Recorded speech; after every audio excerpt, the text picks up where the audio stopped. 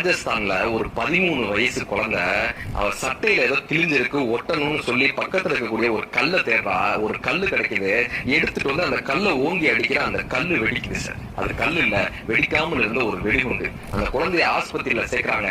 1 மாசம் 2 மாசம் இல்ல 18 மாசம் போராட்டத்துல அந்த குழந்தையுடைய உயிரை காப்பாத்துறாங்க. அந்த மாளவிகா கதகளி டான்சராக இருந்த பொண்ணு 2 கைகளை இழந்து காலெல்லாம் அடிபட்டு நடக்க முடியாம பெரும் போராட்டத்துக்கு இடையில அவங்க உறவினர்கள் எல்லாம் அவங்க அப்பா அம்மா சொல்றாங்க, இந்த பொம்பளை பிள்ளைய வச்சு நீ என்ன பண்ண போற, இவ்வளவு கல்யாணம் பண்ணி கொடுக்க முடியாது, இனிமே இந்த பொம்பளை பிள்ளைனால உங்களுக்கு பாரமா தான் இருக்கும், கருணை கொலை பண்ணிடுங்கன்னு எல்லாரும் சொல்றாங்க. மாளவிகா அதை கேட்டு மனம் உடஞ்சு போறாங்க.